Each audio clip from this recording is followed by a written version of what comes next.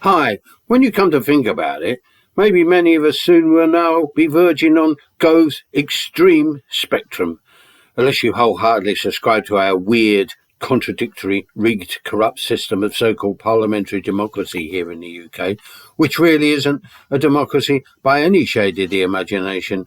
Those who would have what, with all its limitations, would be a real democracy here in the UK, which at the very minimum would require abolishing monarchy, the House of Lords, and bringing in proportional representation, something we've been denied for centuries due to the fact we've never had a bourgeois revolution.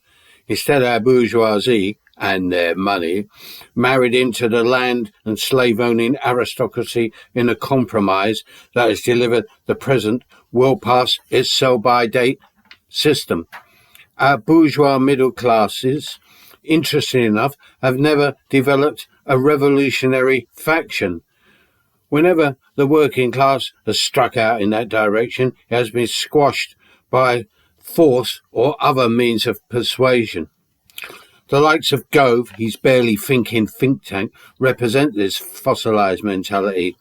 Any real attempt at meaningful change, or even the suggestion of it, even to shore up the disintegrating system, is met with blind outrage by politicians and their media propaganda machines.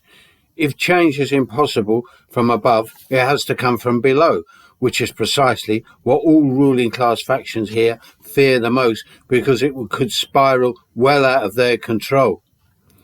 This is their real nightmare, not a handful of jihadist zealots and wannabe Nazi stormtroopers.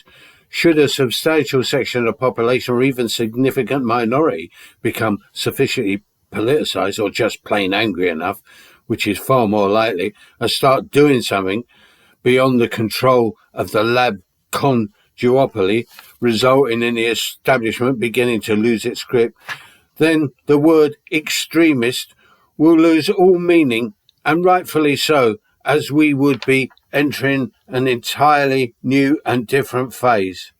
Bye.